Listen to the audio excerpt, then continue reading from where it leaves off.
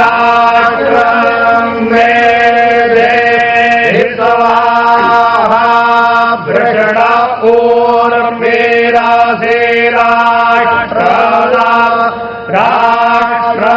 राष्ट्रमामुखमयी देहि प्रेखा से नो से राष्ट्रदा राष्ट्रं मे देहि स्वाहा प्रेखा से नो से राष्ट्रदा राष्ट्रमामुखमयी देहि राष्ट्रदा राष्ट्रं मे दत्तस्वाहार्थे दत्तराष्ट्रदा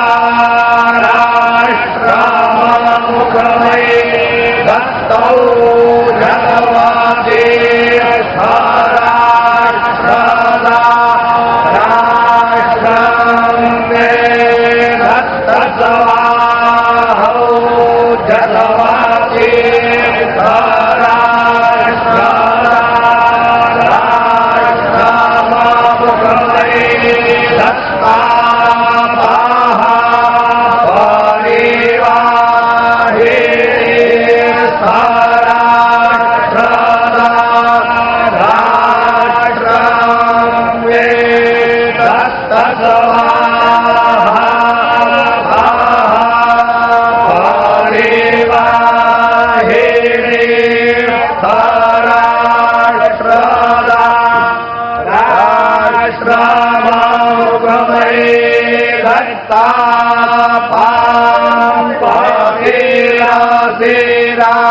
राष्ट्रदा राष्ट्रं मे देहि स्वाहा पापतिरासे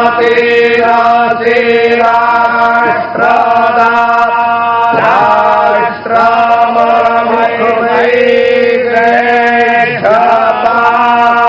गर्भो राष्ट्रदा राष्ट्रं मे देहि स्वाहा पाङ्गर्भो राष्ट्रदा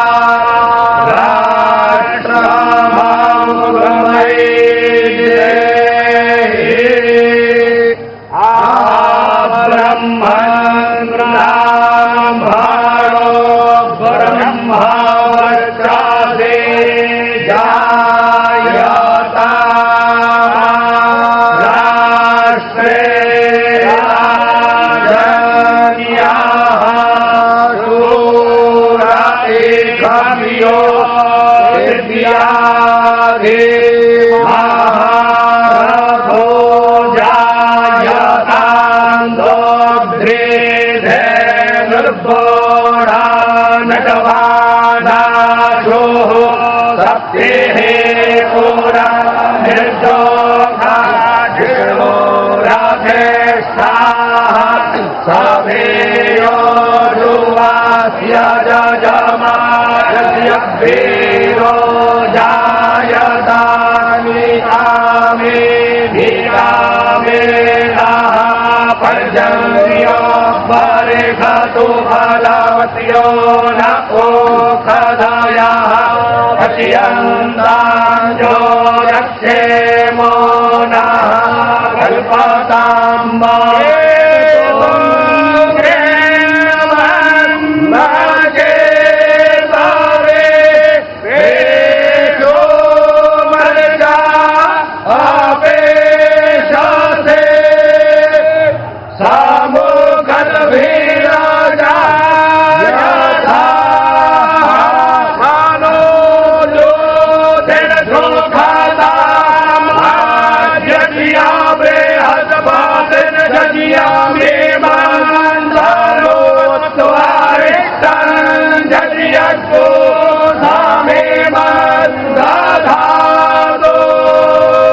विषवे देवास इह मादयन्ता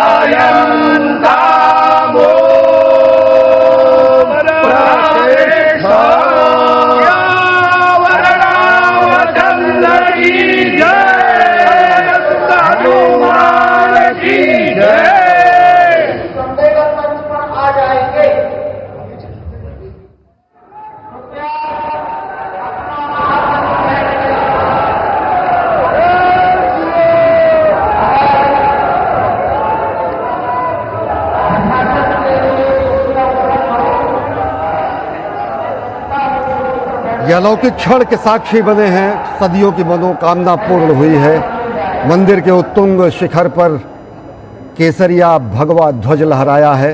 कोविदार वृक्ष, ओंकार नाम और भगवान सूर्य के साक्षात स्वरूप को यहाँ पर अंकित किया गया है।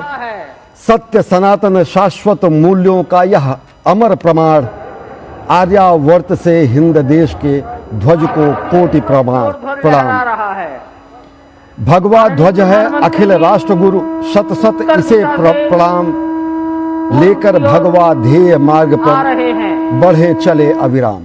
और ये पूर्णता का शंखनाद किया जा चुका है। ओम पूर्णमदः पूर्णमिदं पूर्णात् पूर्णमुदच्यते पूर्णस्य पूर्णमादाय पूर्णमेवावशिष्यते। संपूर्ण विश्व में शांति का संदेश, ये उद्घोष कि ये परब्रह्म परमात्मा भी पूर्ण है, जो यहाँ है वो भी पूर्ण है, क्योंकि ये पूर्ण से ही उत्पन्न होता है और पूर्ण को अगर पूर्ण से बाहर निकाला जाए तब भी पूर्ण ही बचता है। यही सनातन का मूल है। सनातन अक्षुण्ण है, सनातन कभी नष्ट नहीं हो सकता है और इसीलिए उसको सनातन कहा गया है। उस पूर्ण में से पूर्ण भी निकाल लिया जाए तो भी वो पूर्ण ही बचता है और इसीलिए कभी इसका क्षय नहीं होता है।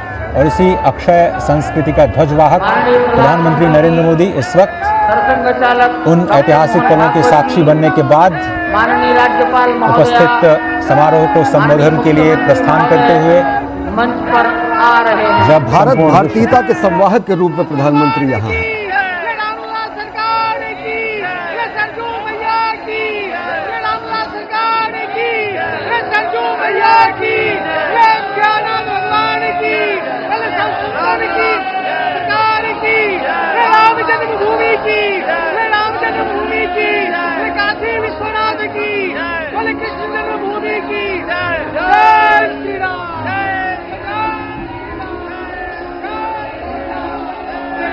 मंच की ओर से आपका अभिवादन किया गया। अब माननीय मुख्यमंत्री महोदय योगी आदित्यनाथ जी, प्रधानमंत्री जी और सरसंघ चालक जी के सम्मान में उनको कुछ भेंट करेंगे और भेंट के पश्चात अपना सम्मान भाषण सबको देंगे।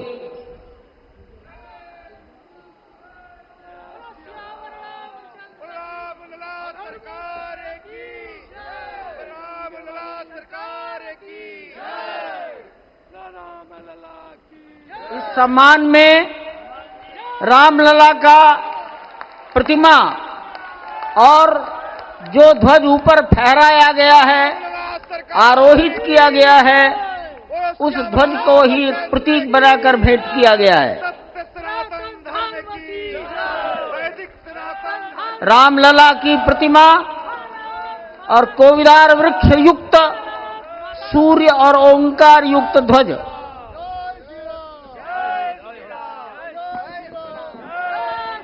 सियावर रामचंद्र भगवान की, माता जानकी की, सरयू मैया की, भारत माता की, नमः पार्वती पतिये हर हर।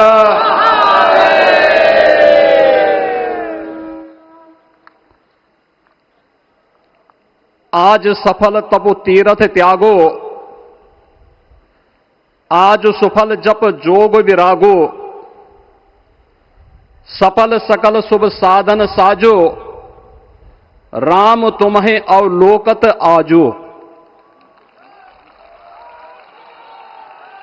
श्री अयोध्या धाम में मर्यादा पुरुषोत्तम भगवान श्री राम के भव्य मंदिर पर ध्वजारोहण एक यज्ञ की पूर्णाहुति नहीं बल्कि एक नए युग का शुभारंभ है। इस अवसर पर भारत के भाग्य को वैश्विक मंच पर एक नई ऊंचाई पर पहुंचाने वाले दुनिया के सबसे लोकप्रिय राजनेता और भारत के यशस्वी प्रधानमंत्री आदरणीय श्री नरेंद्र मोदी जी का मैं उत्तर प्रदेश सरकार और उत्तर प्रदेश वासियों की ओर से, सभी राम भक्तों की ओर से हृदय से स्वागत करता हूं, अभिनंदन करता हूं।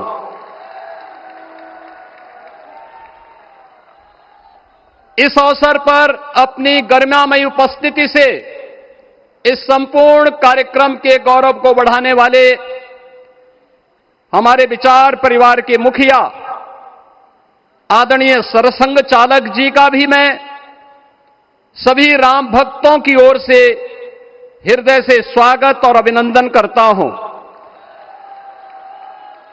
प्रदेश की माननीय राज्यपाल आदरणीय श्रीमती आनंदीबेन पटेल जी, श्री राम जन्मभूमि तीर्थ क्षेत्र न्यास के अध्यक्ष पूज्य महंत नृत्य गोपाल दास जी महाराज, कोषाध्यक्ष श्री राम जन्मभूमि तीर्थ क्षेत्र न्यास पूज्य स्वामी गोविंद देव गिरी जी महाराज, अन्य सभी पूज्य संतों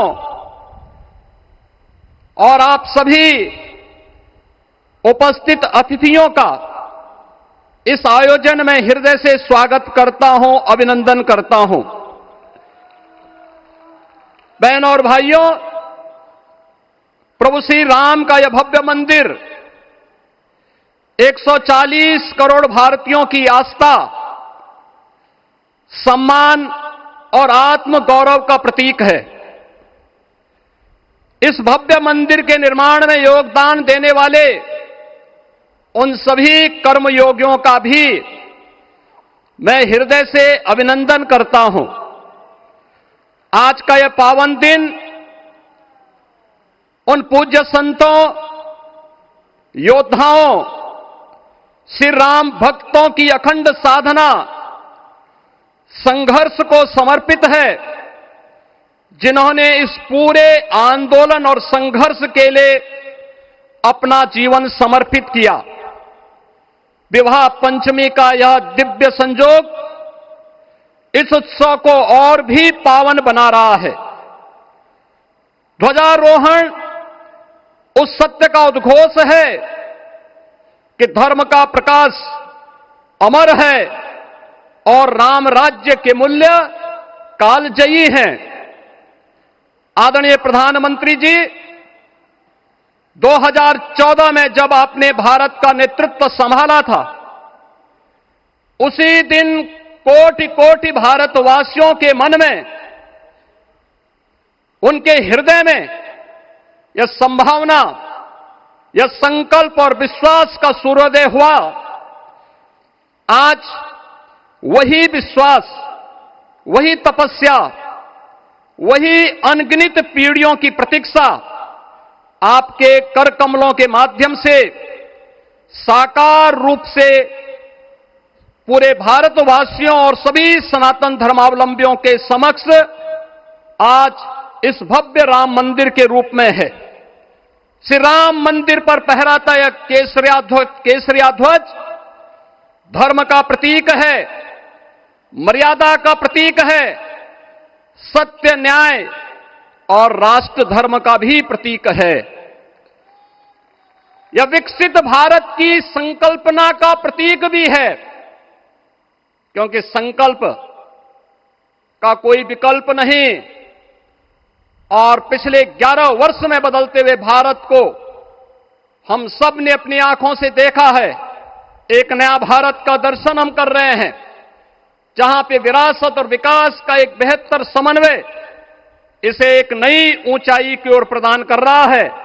तो नहीं दरिद्र कोहु दुखी न दीना, नहीं कोहु अबुद न लक्षण हीना।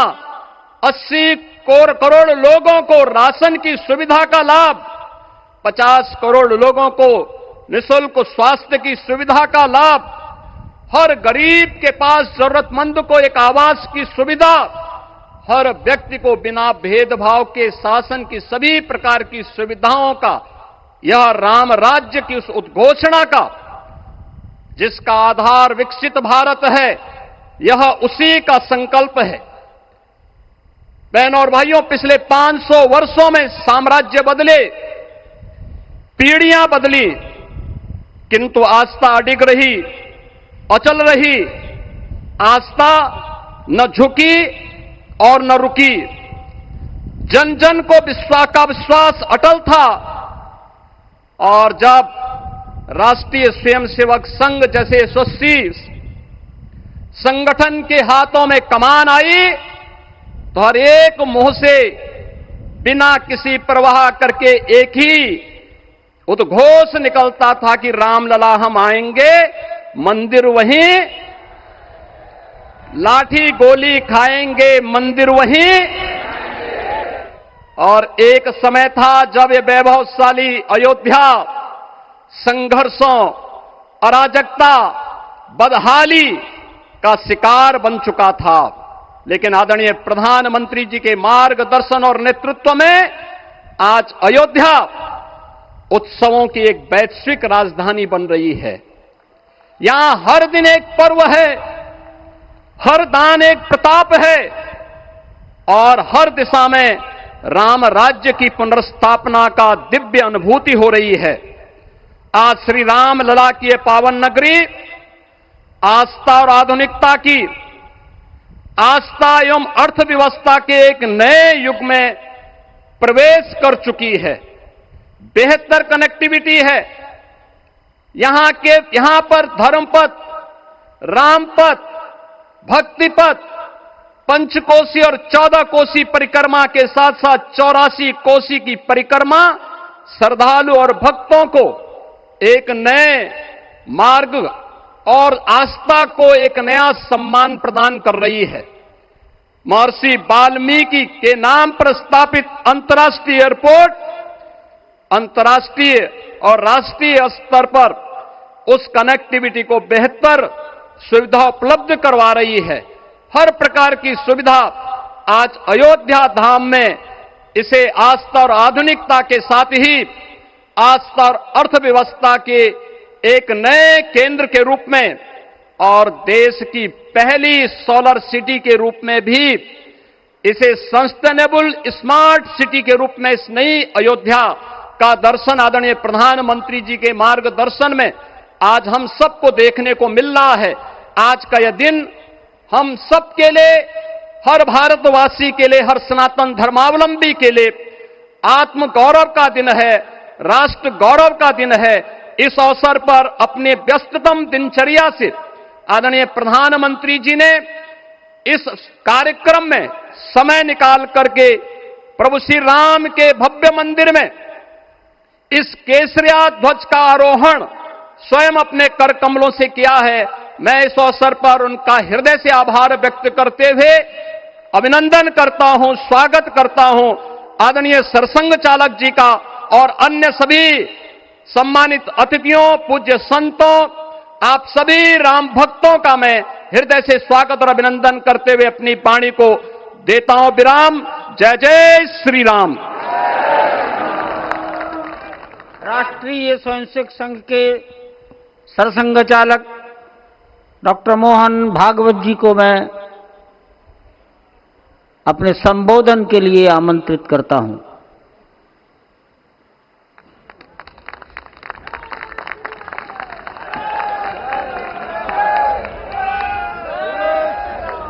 देश के सम्माननीय यशस्वी और जयस्वी प्रधानमंत्री जी आदरणीय नरेंद्र जी मोदी,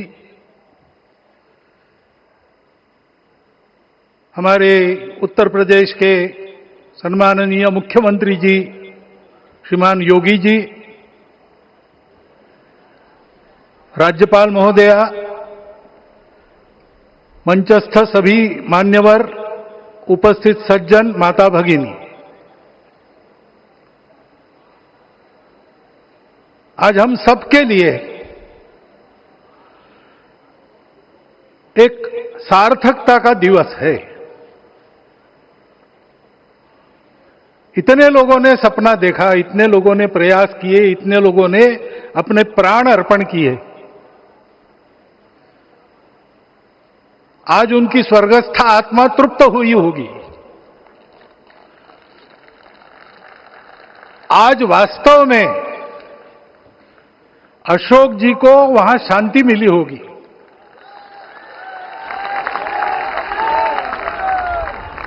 महंत रामचंद्र दास जी महाराज, श्रीमान डालमिया जी, कितने संत, कितने गृहस्थ, कितने विद्यार्थी, उन्होंने अपना प्राणार्पण किया, अपना पसीना बहाया। जो पीछे रहे वो भी रोज ये इच्छा मन में व्यक्त करते रहे कि मंदिर बनेगा बनेगा, बन गया। और आज उस मंदिर निर्माण की शास्त्रीय प्रक्रिया पूर्ण हो गई, ध्वजारोहण हो गया। राम राज्य का ध्वज जो कभी अयोध्या में फहराता था और संपूर्ण विश्व में अपने आलोक से सुख शांति प्रदान करता था, वो ध्वज आज फिर से नीचे से ऊपर चढ़ता हुआ और अपने शिखर पर विराजमान होता हुआ हमने अपनी आंखों से देखा है, इसी देह में देखा है। ध्वज प्रतीक होता है। इतना ऊंचा ध्वज चढ़ाना कितना समय लगा आप जानते हैं? मंदिर बनने में भी समय लगा। 500 साल छोड़े तो भी 30 साल तो लगे ही। उस मंदिर के रूप में हमने कुछ तत्वों को ऊपर पहुंचाया है।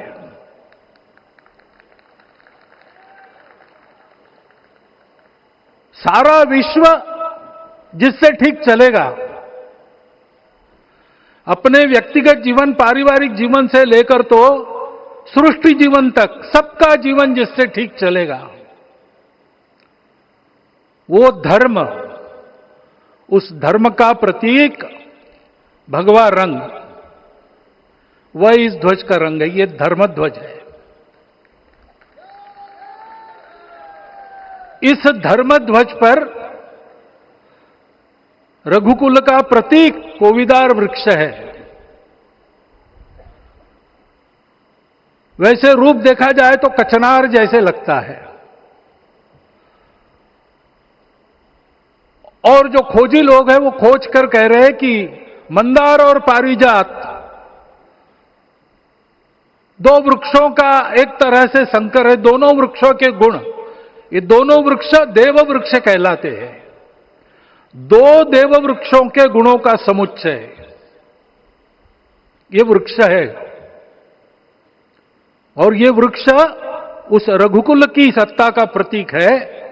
वो सत्ता वृक्ष से व्यक्त होती है, जिसके बारे में कहा गया, छायाम अन्यस्य कुर्वन्ति तिष्ठन्ति स्वयं आतपे। सबके लिए छाया देते हैं, स्वयं धूप में खड़े रहकर। फलान्यपि परार्थाय, फल स्वयं उगाते हैं, दूसरों के लिए बांट देते हैं। वृक्षा सत्पुरुषा इव, वृक्ष सत्पुरुष होते हैं। और कचनार के गुण औषधि भी है। कचनार के वृक्ष का अन्न में भी उपयोग है। सब प्रकार से उपयोगी इस वृक्ष का प्रतीक हमने लगाया है। धर्म जीवन ऐसा जीवन होता है। और ये जीवन जीना है, उस जीवन की प्रतिष्ठा करनी है, इस जीवन का झंडा शिखर तक पहुंचाना है। चाहे जितनी प्रतिकूलता हो, चाहे जितनी कठिनाइयां हो, साधनहीनता हो, सारी दुनिया स्वार्थ में बहती होगी, लेकिन हमारा संकल्प है। सूर्य भगवान उस तेज के, उस संकल्प के प्रतीक है। उनके रथ का एक ही चक्र है। 4 चाक वाली गाड़ियां भी एक्सीडेंट करती है तो एक चक्र चलाना है। और रास्ता खराब भी नहीं, रास्ता है ही नहीं। अधांतर में चलो रथस्य एकम चक्रम। रथ चलाने के लिए 7-7 घोड़े, उनको नियंत्रण करने के लिए सांपों के लगाम है। और रास्ता नहीं है, और सारथी जो है उसके पैर नहीं है। ऐसी गाड़ी चल सकती है क्या? कंप्यूटर में डाटा डालेंगे, कहेंगे नहीं चलेगी। लेकिन बिना थके रोज पूरब से पश्चिम जाना आना सूरज भगवान कर रहे हैं, क्योंकि कार्य की सिद्धि स्वत्व के भरोसे होती है। हिंदू समाज ने लगातार 500 साल और बाद के दीर्घ आंदोलन में अपने इस स्वत्व को सिद्ध किया और रामलला आ गए, मंदिर बन गया। यही बात सत्य पर आधारित धर्म, सत्य जो प्रतिनिधित्व होता है ओंकार से, वो सारी दुनिया को देने वाला भारत हमको खड़ा करना है। हमारे इस संकल्प का प्रतीक यह राम मंदिर, उसकी प्रक्रिया आज हमने पूरी कर ली है। यह धर्म, यह ज्ञान, यह छाया, यह सुफल संपूर्ण दुनिया में बांटने वाला भारतवर्ष खड़ा करने का काम अपना शुरू हो गया है।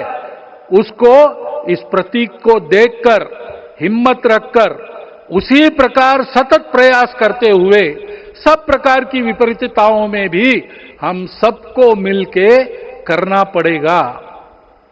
आज ये हमारे कृतार्थता का दिवस है और आज हमारे संकल्प की पुनरावृत्ति का ये दिवस है।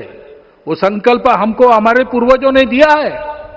एतद् देश प्रसूतस्य सकाशाद अग्र जन्मनात्, इस देश के जन्मे हुए अग्र जन्मना है, सबसे प्राचीन है, इसलिए बड़े भाई है। वो ऐसा जीवन जिए कि स्वम स्वम चरित्रम शिक्षेरन पृथिव्याम सर्वमानवा, पृथ्वी के सर्व मानव अपने अपने चरित्र की शिक्षा, जीवन की विद्या भारतवासियों से सीखे। ऐसे भारतवासियों का परम वैभव संपन्न, सर्वशक्ति संपन्न और सबके लिए खुशी बांटने वाला, शांति बांटने वाला, सबको विकास के सुफल देने वाला भारतवर्ष खड़ा करना है। ये विश्व की अपेक्षा है, हमारा कर्तव्य है। मंदिर में श्री रामलला विराजमान है, उनका नाम ले और इस कार्य की गति हम बढ़ाए। इतना एक विषय आपके सामने रखता हूं। जैसा सपना देखा था उन लोगों ने, रामदास स्वामी ने कहा था, स्वप्नी जे देखिले रात्रि ते तैसे ची हो तसे। ऐसा सपना उन्होंने देखा था, बिल्कुल वैसा। और मैं कहूं कि उन्होंने जो सपना देखा था उससे भी अधिक भव्य और अधिक सुंदर ये मंदिर बन गया है। हमारे हृदय में वो निश्चय का सृजन करे, तपस का सृजन करे। ये शुभकामना मैं आप सबको देता हूं और मेरे शब्दों को विराम देता हूं। माननीय प्रधानमंत्री अपना संबोधन, अपने विचार संपूर्ण विश्व को प्रदान करें, ये निवेदन मैं उनके सम्मुख करता हूं।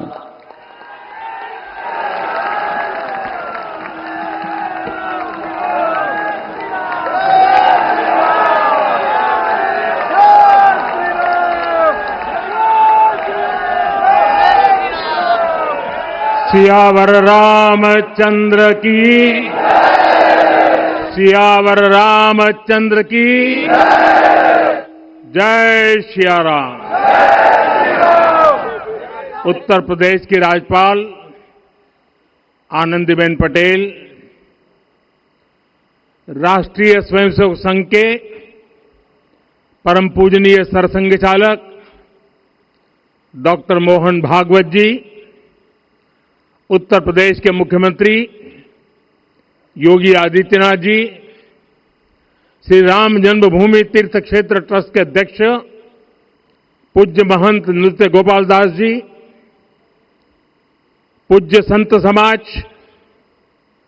यहां पधारे सभी भक्तगण, देश और दुनिया से इस ऐतिहासिक पल के साक्षी बन रहे कोटि कोटि राम भक्त, देवी और सज्जनों, आज अयोध्या नगरी भारत की सांस्कृतिक चेतना के एक और उत्कर्ष बिंदु की साक्षी बन रही है। आज संपूर्ण भारत, संपूर्ण विश्व राममय है।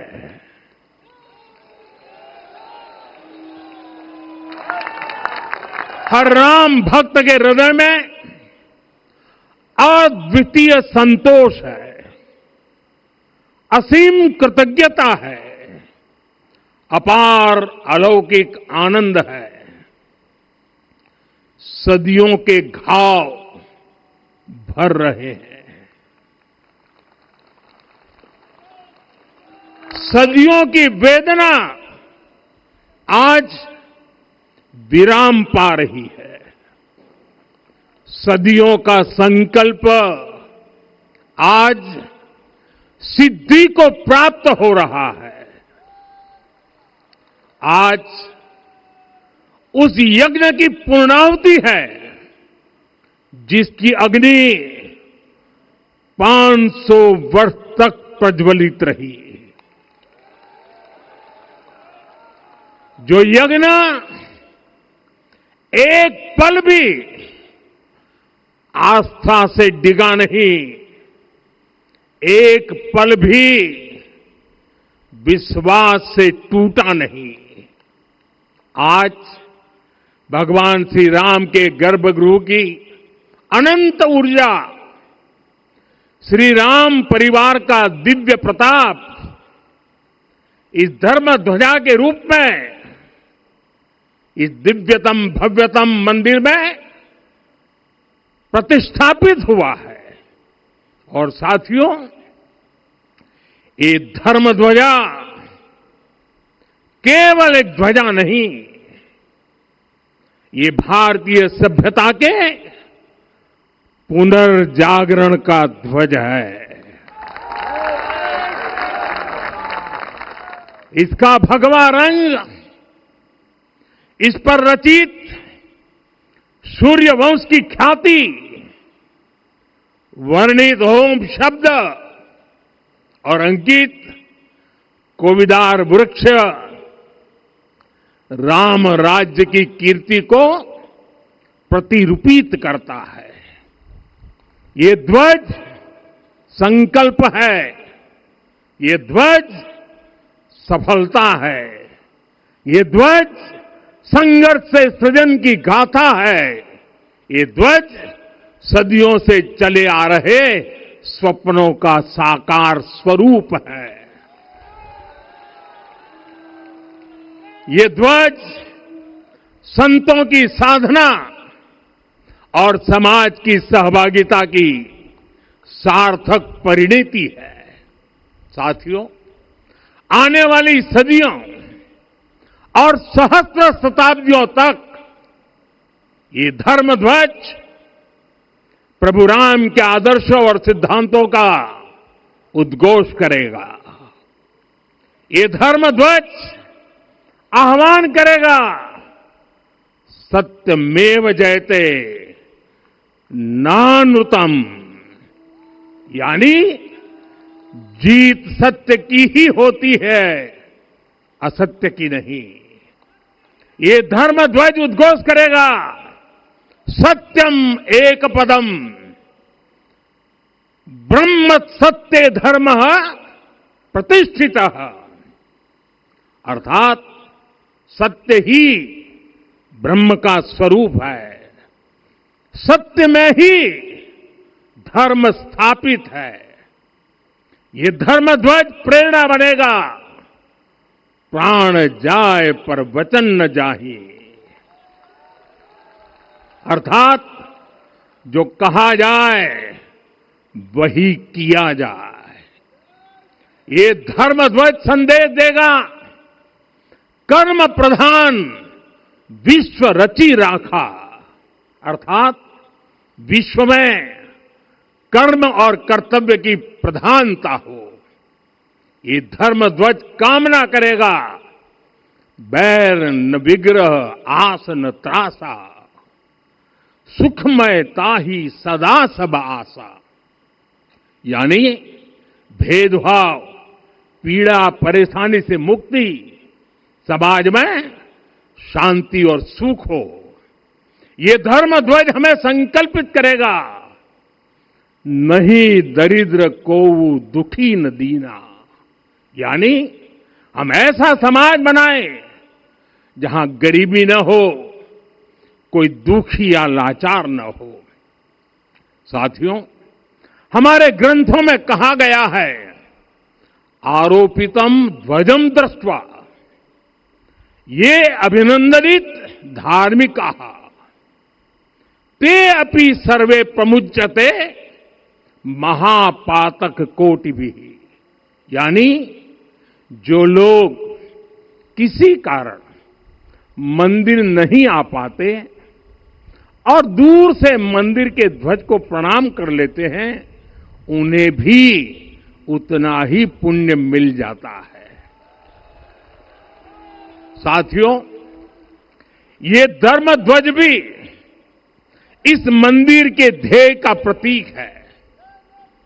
ये ध्वज दूर से ही रामलला की जन्मभूमि के दर्शन कराएगा और युगों युगों तक प्रभु श्री राम के आदेशों और प्रेरणाओं को मानव मात्र तक पहुंचाएगा। साथियों, मैं संपूर्ण विश्व के करोड़ों राम भक्तों को इस अविस्मरणीय क्षण की, इस अद्वितीय अवसर की हार्दिक शुभकामनाएं देता हूं। मैं आज उन सभी भक्तों को भी प्रणाम करता हूं, हर उस दानवीर का भी आभार व्यक्त करता हूं जिसने राम मंदिर निर्माण के लिए अपना सहयोग दिया। मैं राम मंदिर के निर्माण से जुड़े हर श्रमवीर, हर कारीगर, हर योजनाकार, हर वास्तुकार, सभी का अभिनंदन करता हूं। साथियों, अयोध्या वह भूमि है जहां आदर्श आचरण में बदलते हैं। यही वह नगरी है जहां श्री राम ने अपना जीवन पथ शुरू किया था। इसी अयोध्या ने संसार को बताया कि एक व्यक्ति कैसे समाज की शक्ति से, उसके संस्कारों से पुरुषोत्तम बनता है। जब श्री राम अयोध्या से वनवास को गए तो वे युवराज राम थे, लेकिन जब लौटे तो मर्यादा पुरुषोत्तम बनकर के आए और उनके मर्यादा पुरुषोत्तम बनने में महर्षि वशिष्ठ का ज्ञान, महर्षि विश्वामित्र की दीक्षा, महर्षि अगस्त्य का मार्गदर्शन, निषाद राज की मित्रता, मां शबरी की ममता, भक्त हनुमान का समर्पण, इन सब की अनगिनत ऐसे लोगों की महत्वपूर्ण भूमिका रही है। साथियों, विकसित भारत बनाने के लिए भी समाज की इसी सामूहिक शक्ति की आवश्यकता है। मुझे बहुत खुशी है कि राम मंदिर का दिव्य प्रांगण भारत के सामूहिक सामर्थ्य की भी चेतना स्थली बन रहा है। यहां सप्त मंदिर बने हैं, यहां माता शबरी का मंदिर बना है जो जनजातीय समाज के प्रेम भाव और आतिथ्य परंपरा की प्रतिमूर्ति है। यहां निषादराज का मंदिर बना है, ये उस मित्रता का साक्षी है जो साधन नहीं, साध्य को, उसकी भावना को पूजती है। यहां एक ही स्थान पर माता अहिल्या है, महर्षि वाल्मीकि है, महर्षि वशिष्ठ है, महर्षि विश्वामित्र है, महर्षि अगस्त्य है और संत तुलसीदास है। रामलला के साथ साथ इन सभी ऋषियों के दर्शन भी यहीं पर होते हैं। यहां जटायु जी और गिलहरी की मूर्तियां भी हैं, जो बड़े संकल्पों की सिद्धि के लिए हर छोटे से छोटे प्रयास के महत्व को दिखाती है। मैं आज हर देशवासी से कहूंगा कि वो जब भी राम मंदिर आए तो सप्त मंदिर के दर्शन भी अवश्य करें। ये मंदिर हमारी आस्था के साथ साथ मित्रता, कर्तव्य और सामाजिक सद्भाव के मूल्यों को भी शक्ति देते हैं। साथियों, हम सब जानते हैं हमारे राम भेद से नहीं, भाव से जुड़ते हैं। उनके लिए व्यक्ति का कुल नहीं, उसकी भक्ति महत्वपूर्ण है। उन्हें वंश नहीं, मूल्य प्रिय है। उन्हें शक्ति नहीं, सहयोग महान लगता है। आज हम भी उसी भावना से आगे बढ़ रहे हैं। पिछले 11 वर्षों में महिला, दलित, पिछड़े, अति पिछड़े, आदिवासी, वंचित, किसान, श्रमिक, युवा, हर वर्ग को विकास के केंद्र में रखा गया है। जब देश का हर व्यक्ति, हर वर्ग, हर क्षेत्र सशक्त होगा, तब संकल्प की सिद्धि में सबका प्रयास लगेगा और सबके प्रयास से ही 2047 जब देश आजादी के 100 साल मनाएगा, हमें 2047 तक विकसित भारत का निर्माण करना ही होगा। साथियों, रामलला की प्राण प्रतिष्ठा के ऐतिहासिक अवसर पर मैंने राम से राष्ट्र के संकल्प की चर्चा की थी। मैंने कहा था कि हमें आने वाले 1000 वर्षों के लिए भारत की नींव मजबूत करनी है। हमें याद रखना है, जो सिर्फ वर्तमान का सोचते हैं वो आने वाली पीढ़ियों के साथ अन्याय करते हैं। हमें वर्तमान के साथ साथ भावी पीढ़ियों के बारे में भी सोचना है, क्योंकि हम जब नहीं थे ये देश तब भी था, जब हम नहीं रहेंगे ये देश तब भी रहेगा।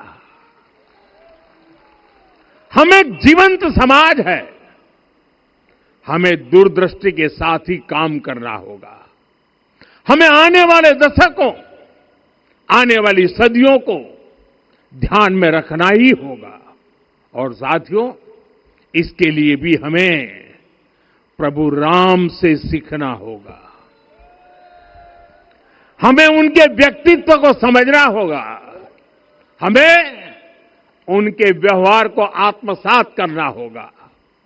हमें याद रखना होगा, राम यानी आदर्श, राम यानी मर्यादा, राम यानी जीवन का सर्वोच्च चरित्र, राम यानी सत्य और पराक्रम का संगम। दिव्य गुणे शक्र समो रामः सत्य पराक्रमः। राम यानी धर्म पथ पर चलने वाला व्यक्तित्व। रामः सत्पुरुषो लोके सत्यः सत्यपरायणः। राम यानी जनता के सुख को सर्वोपरि रखना, प्रजा सुखत्वे चंद्रस्य। राम यानी धर्म और क्षमा का दरिया। वसुधाया क्षमा गुणे है। राम यानी ज्ञान और विवेक की पराकाष्ठा। बुद्ध या बृहस्पति तुल्य। राम यानी कोमलता में दृढ़ता। मृदु पूर्वज भाषते। राम यानी कृतज्ञता का सर्वोच्च उदाहरण। कदाचन नोपकारेण कृति नैकेन तुष्यति। राम यानी श्रेष्ठ संगति का चयन। शीला वृद्धे ज्ञान वृद्धे वयोवृद्धे च सज्जने। राम यानी विनम्रता में महाबल। वीर्यवान च वीर्येण महता स्वेन विस्मितः। राम यानी सत्य का अडिग संकल्प। न च अनुत्र कथो विद्वान। राम यानी जागरूक, अनुशासित और निष्कपट मन। निस्तिंद्र अपम्रत च स्वदोष परदोषवित। साथियों, राम सिर्फ एक व्यक्ति नहीं, राम एक मूल्य है, एक मर्यादा है, एक दिशा है। अगर भारत को साल 2047 तक विकसित बनाना है, अगर समाज को सामर्थ्यवान बनाना है, तो हमें अपने भीतर राम को जगाना होगा।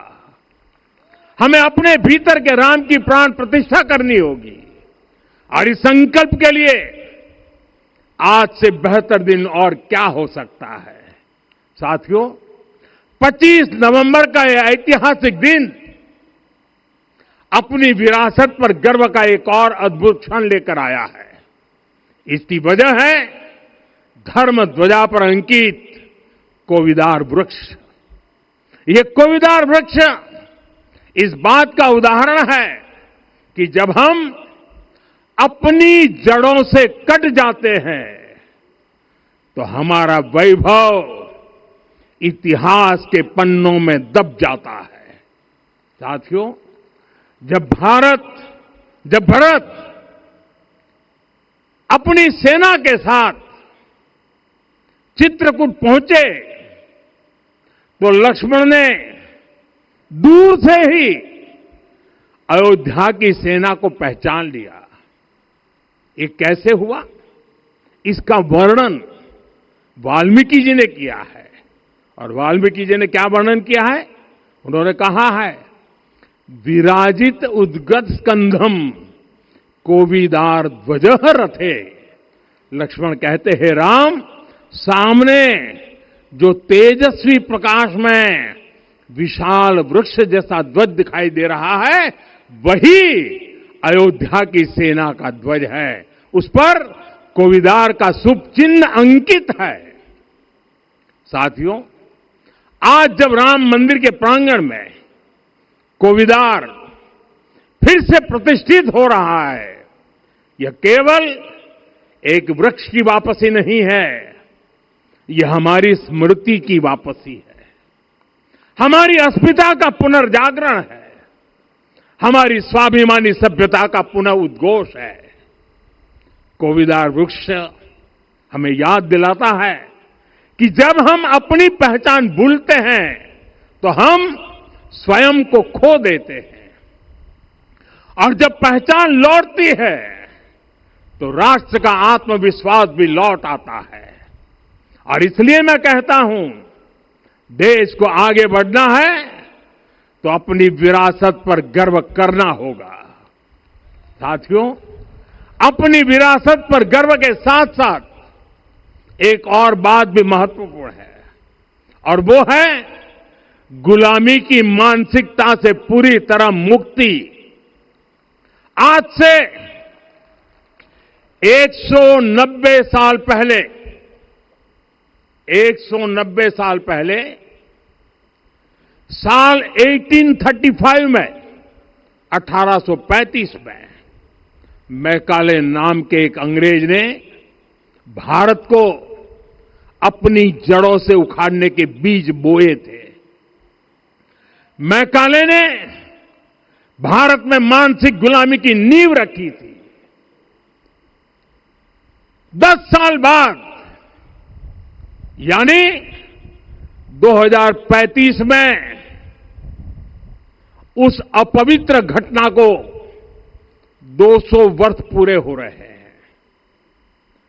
कुछ दिन पहले मैंने एक कार्यक्रम में आग्रह किया था कि हमें आने वाले 10 वर्षों तक उस 10 वर्षों का लक्ष्य लेकर चलना है कि भारत को गुलामी की मानसिकता से मुक्त करके रहेंगे।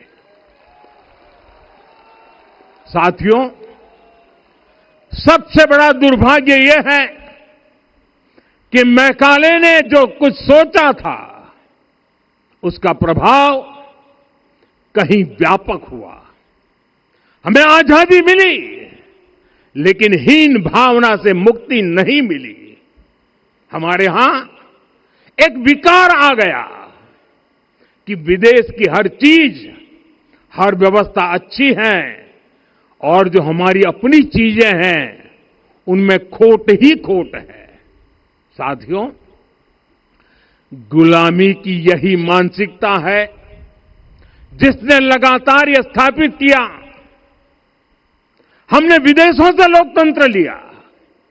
कहा गया कि हमारा संविधान भी विदेश से प्रेरित है, जबकि सच ये है कि भारत लोकतंत्र की जननी है, मदर ऑफ डेमोक्रेसी है। लोकतंत्र हमारे डीएनए में है। साथियों, अगर आप तमिलनाडु जाएंगे तो तमिलनाडु के उत्तरी हिस्से में उत्तीर मेरूर गांव है। वहां हजारों वर्ष पहले का एक शिलालेख है। उसमें बताया गया है कि उस कालखंड में भी कैसे लोकतांत्रिक तरीके से शासन व्यवस्था चलती थी, लोग कैसे सरकार चुनते थे। लेकिन हमारे यहां तो मैग्ना कार्टा की प्रशंसा का ही चलन रहा। हमारे यहां भगवान बसवन्ना, उनके अनुभव मंटपा की जानकारी भी सीमित रखी गई। अनुभव मंटपा यानी जहां सामाजिक, धार्मिक और आर्थिक विषयों पर सार्वजनिक बहस होती थी, जहां सामूहिक सहमति से निर्णय लिए जाते थे। लेकिन गुलामी की मानसिकता के कारण इस भारत की कितनी ही पीढ़ियों को इस जानकारी से भी वंचित रखा गया। साथियों, हमारी व्यवस्था के हर कोने में गुलामी की इस मानसिकता ने डेरा डाला हुआ था। अब याद करिए, भारतीय नौसेना का ध्वज सदियों तक उस ध्वज पर ऐसे प्रतीक बने रहे जिनका हमारी सभ्यता, हमारी शक्ति, हमारी विरासत से कोई संबंध नहीं था। अब हमने नौसेना के ध्वज से गुलामी के हर प्रतीक को हटाया है। हमने छत्रपति शिवाजी महाराज की विरासत को स्थापित किया है। और ये सिर्फ एक डिजाइन में बदलाव नहीं हुआ, ये मानसिकता बदलने का क्षण था। ये वो घोषणा थी कि भारत अब अपनी शक्ति अपने प्रतीकों से परिभाषित करेगा, न कि किसी और की विरासत से। और साथियों, यही परिवर्तन आज अयोध्या में भी दिख रहा है। साथियों, ये गुलामी की मानसिकता ही है जिसने इतने वर्षों तक रामत्व को नकारा है। भगवान राम अपने आप में एक वैल्यू सिस्टम है। ओरछा के राजा राम से लेकर रामेश्वरम के भक्त राम तक और शबरी के प्रभु राम से लेकर मिथिला के पाहुन राम जी तक भारत के हर घर में, हर भारतीय के मन में और भारतवर्ष के हर कण कण में राम है। लेकिन गुलामी की मानसिकता इतनी हावी हो गई कि प्रभु राम को भी काल्पनिक घोषित किया जाने लगा।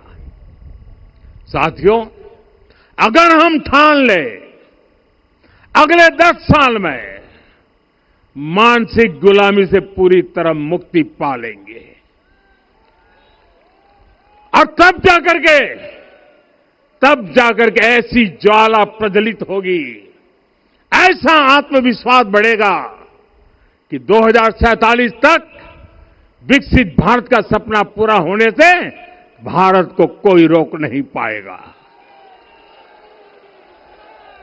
आने वाले 1000 वर्ष के लिए भारत की नींव तभी सशक्त होगी जब मैकाले की गुलामी के प्रोजेक्ट को हम अगले 10 साल में पूरी तरह ध्वस्त करके दिखा देंगे।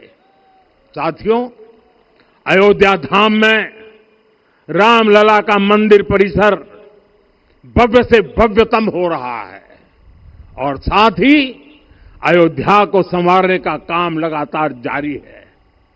आज अयोध्या फिर से वह नगरी बन रही है जो दुनिया के लिए उदाहरण बनेगी।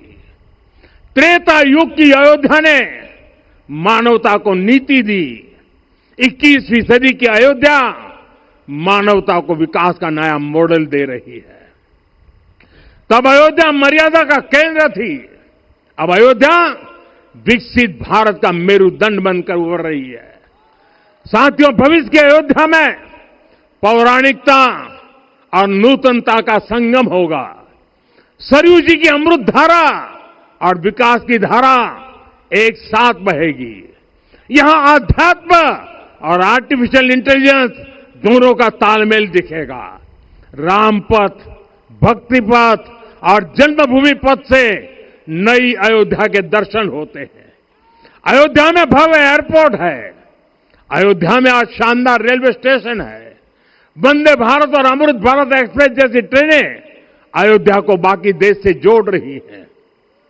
अयोध्या वासियों को सुविधाएं मिले, उनके जीवन में समृद्धि आए, इसके लिए निरंतर काम चल रहा है। साथियों, जब से प्राण प्रतिष्ठा हुई है तब से लेकर आज तक करीब करीब 45 करोड़ श्रद्धालु यहां दर्शन के लिए आ चुके हैं।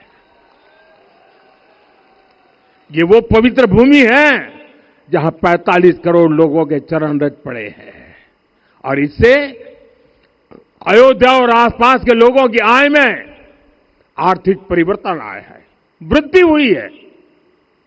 कभी अयोध्या विकास के पैमानों में बहुत पीछे थी, आज अयोध्या नगरी यूपी के अग्रणी शहरों में से एक बन रही है। साथियों, 21वीं सदी का आने वाला समय बहुत महत्वपूर्ण है। आजादी के बाद के 70 साल में भारत विश्व की 11वीं सबसे बड़ी अर्थव्यवस्था बना। 70 साल में 11वीं। लेकिन पिछले 11 साल में ही भारत विश्व की 5वीं सबसे बड़ी अर्थव्यवस्था बन चुका है। और वो दिन दूर नहीं जब भारत विश्व की 3री सबसे बड़ी अर्थव्यवस्था भी बन जाएगा। आने वाला समय नए अवसरों का है, नई संभावनाओं का है और इस अहम कालखंड में भी भगवान राम के विचार ही हमारी प्रेरणा बनेंगे। जब श्री राम के सामने रावण विजय जैसा विशाल लक्ष्य था, तब उन्होंने कहा था, सौरज धीरज ते ही रथ चाका, सत्यशील दृढ़ ध्वज पताका, बल विवेक दम परहित गोरे, क्षमा कृपा समता रजु जोरे। यानी रावण पर विजय पाने के लिए जो रथ चाहिए, शौर्य और धैर्य उसके पहिए हैं, उसकी ध्वजा सत्य और अच्छे आचरण की है, बल विवेक संयम और परोपकार इस रथ के घोड़े हैं। लगाम के रूप में क्षमा, दया और समता है जो रथ को सही दिशा में रखते हैं। साथियों, विकसित भारत की यात्रा को गति देने के लिए ऐसा ही रथ चाहिए, ऐसा रथ जिसके पहिए शौर्य और धैर्य हो, यानी चुनौतियों से टकराने का साहस भी हो और परिणाम आने तक दृढ़ता से डटे रहने का धैर्य भी हो। ऐसा रथ जिसकी ध्वजा सत्य और सर्वोच्च आचरण हो, यानी नीति, नियत और नैतिकता से समझौता कभी न हो।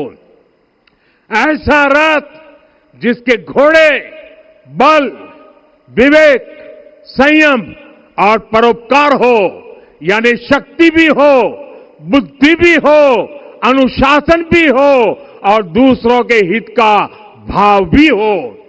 ऐसा रथ जिसकी लगाम क्षमा, करुणा और संभाव हो, यानी जहां सफलता का अहंकार नहीं और असफलता में भी दूसरों के प्रति सम्मान बना रहे। और इसलिए मैं आदरपूर्वक कहता हूं, ये पल कंधे से कंधा मिलाने का है, ये पल गति बढ़ाने का है। हमें वो भारत बनाना है जो राम राज्य से प्रेरित हो, और यह तभी संभव है जब स्वयं हित से पहले देश हित होगा, जब राष्ट्रहित सर्वोपरि रहेगा।